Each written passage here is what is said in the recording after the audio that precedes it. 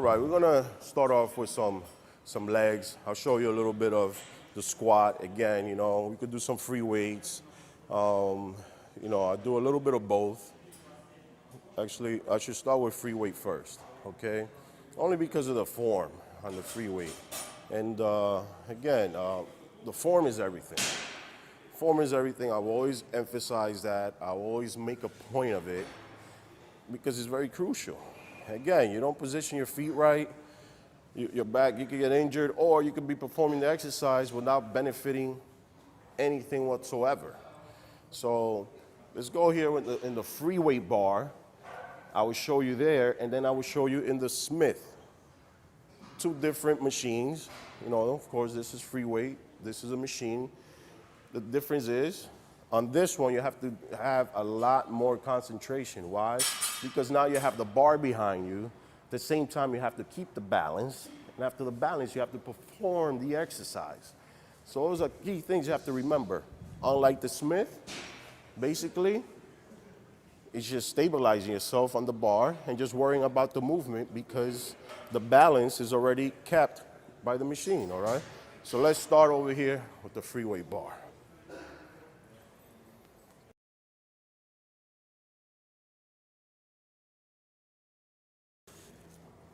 Some people like this, they're a little sensitive, they don't want the little, I don't need that, Where you place the bar.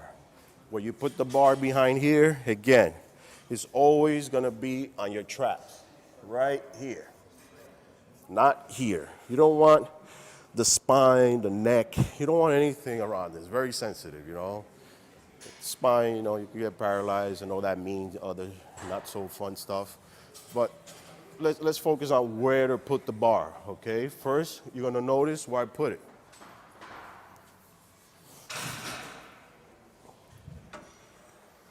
Right on the trap. Okay? This is where it is.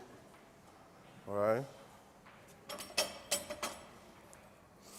Now, to perform the exercise, I'm gonna show you. With this, again, it's like always, guess what? Chest up. Chest up is always important. And your feet positioning varies with each person's height. A shorter person might not go that wide. They might go a little less wide, As you keep getting taller, a little wider. And then you're just 6 feet and above, guess what? You have to go a little wider. Why? Because let's just say I go too narrow. If I go too narrow for my height, this is too narrow. What's gonna happen? My back is arched, everything's perfect, my feet positioning are not. Guess what? This is what's gonna happen. See, it becomes a back exercise. I'm not doing lower back. I'm doing squats, I'm doing legs. Right here. This is where it's at. Chin up. Because if you keep your chin down, guess what's gonna happen? You're gonna go down. You don't want that, okay? Chin up, chest up, knees slightly bent, and you're ready to go. How low can you go? Low enough where your buttocks and your legs are parallel to the floor. That's it. Let me give you a side profile so you can kind of see it. Little quick side profile. See how low I go? Again. Right there. See where you are? Getting the legs. Right there. See, not leaning forward, not too far back, arched, chin up.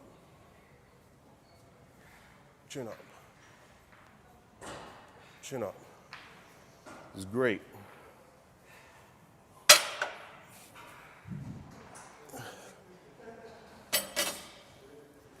That's the squat. See, that's the squat right there. He knows what he's doing. Now, I'm going to show you on the Smith. On the Smith, again, slightly different. One of the things is you don't have to keep balance. You can place your feet a little bit closer, and it will help your sweep. Where the squat, of course, is going to help your sweep, and your teardrop. But right here is always one step under your eyes. That's it. One step, one step. Yeah, that's it. When you go down, basically, it's your back arches well, low enough.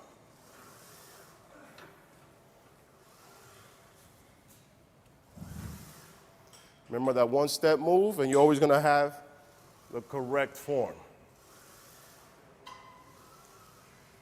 On the squat, never ever lock your knees. You don't wanna lock your knees. Always a little bent, never to the bottom, okay? You don't wanna go way down here. That opens up your knees, is no good, okay?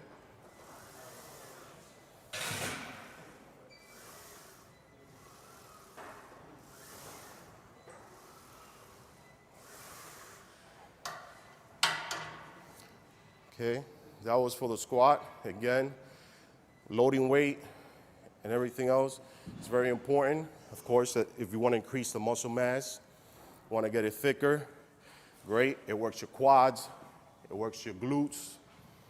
I mean, there's not much great, there's not any more I can say that's great about this exercise. It's just one of the best when it comes to doing legs. I want to show you something quick on the leg extension. Not the leg extension itself, only because it's easy. Anybody can do it. I want to show you a secret for the quads on the leg extension. All right, here we are, the leg extension. Again, leg extension is great exercise. You know, most people know how to do it, but I'm not here to show you that. I'm here to show you what you can do to help your upper quads. What can help your upper quads? I'm gonna tell you right now, for this part right here, for the sweep, this is a pretty simple movement, yet most people still don't know how to do it. On this one, it's basically putting the bar right on your knee.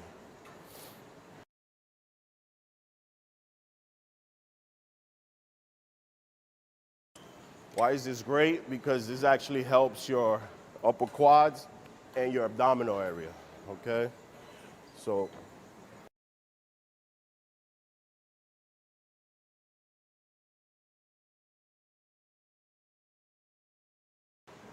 simple movement, do it.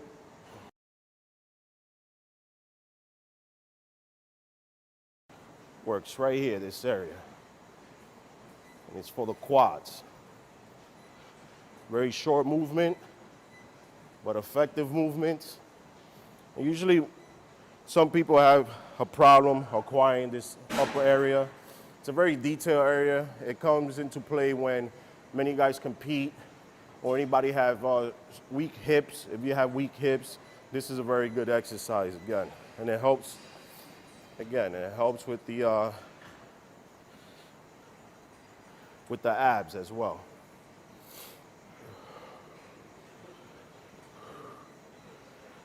It's right here. This muscle right here. Yeah, I learned this from Mr. Munoz. It's a great exercise. Again, and it helps. You can do this in between your basic leg extensions. Mind you, when you're doing leg extensions,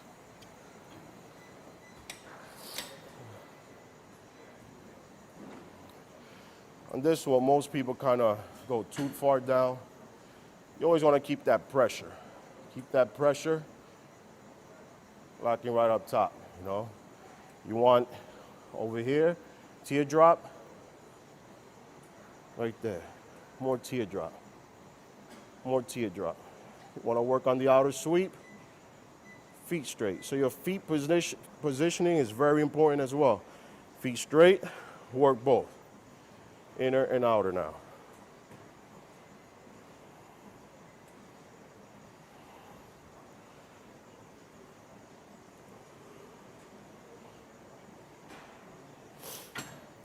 All right, so that's for the quads. You know, now we're gonna move on to some hamstring movements. Hamstrings are great It completes the entire leg area. It's awesome. I love them. But most people still hate them because they can't see them. You get an annoying pump. It's very annoying. Even to this day, I find it annoying, but it's a lot of fun exercises to do for hamstrings. I'll show you my favorite.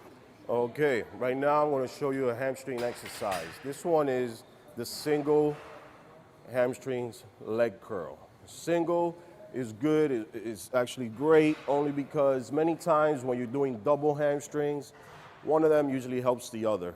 But this one actually gives you the opportunity to have that weaker one get its strength back. And with this one, I would have to say it's kind of comparison to a concentration curl. You notice that concentration, you really bring the weight down and you squeeze, and you kind of go down and you squeeze. Well, it's the same idea over here. And again, you know, this is a great exercise, you know, and anybody can do it. Women, you want to get that shape. I'll show you 3 different positions that'll hit 3 different areas of the hamstrings. It's not as just simple as a leg curl. I'll show you.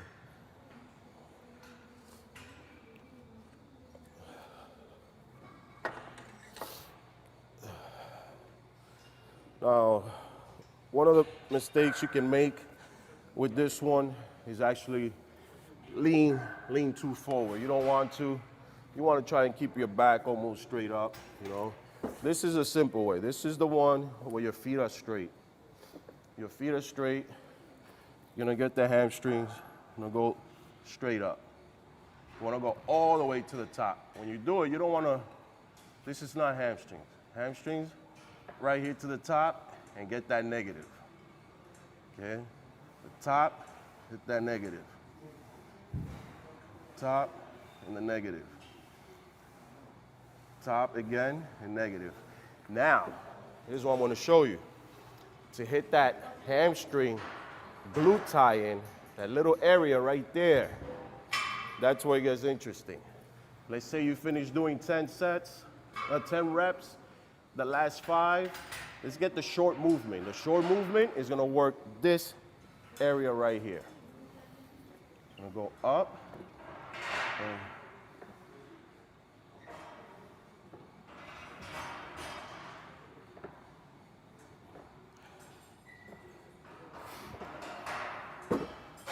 again, that was for the full hamstrings, the attachment right here.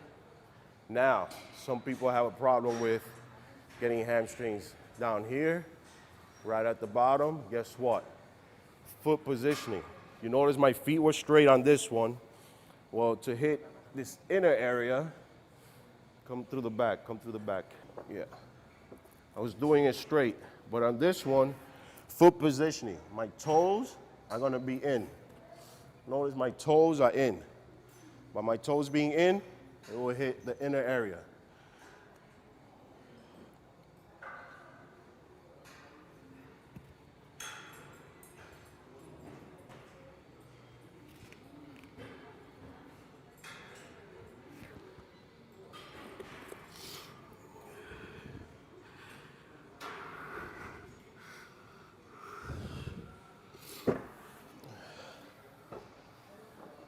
So, in retrospect, feet positioning are very important.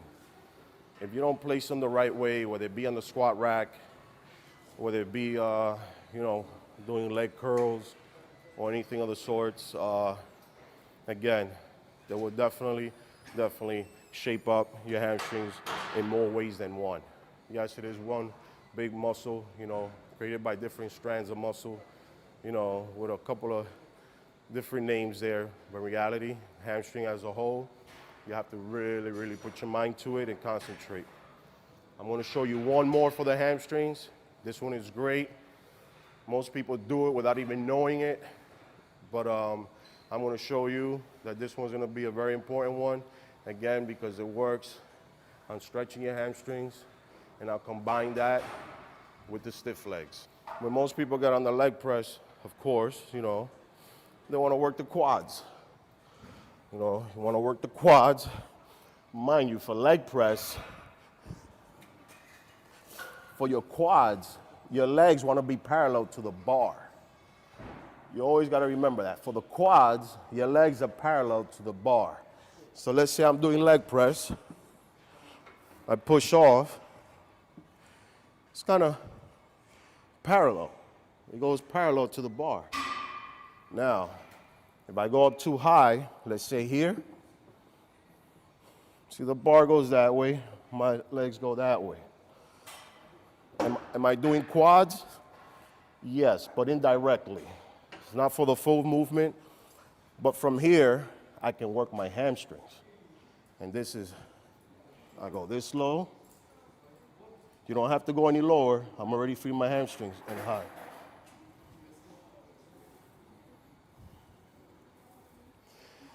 The weight is a little light. You need more resistance, but in reality, when you're this high, you're working your hamstrings. Whether you want to work them or not, this is what you're doing.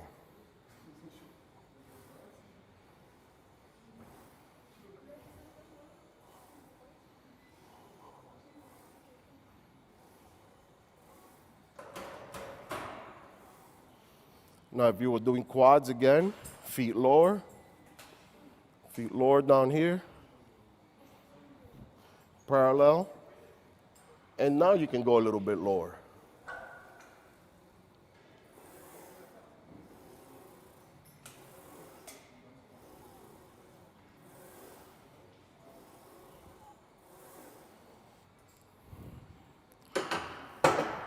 Big difference. And usually, when I'm finished up with the hamstrings, of course, I like to finish off with some stiff leg deadlifts. You can do the bar, you can do dumbbells. Right now I'm going to show you the plate. Stiff leg deadlifts, basically, as you go down, your legs go back. That's how you ultimately do it. Back. Back. Most people say, I don't feel stiff-legged deadlifts. Why? Because they go straight down. They go down, you can stretch. You can stretch it all the way down. See? It's easy. But it's not the way to do it. Stiff-legged deadlifts is pushing your legs back as the same way as you go down.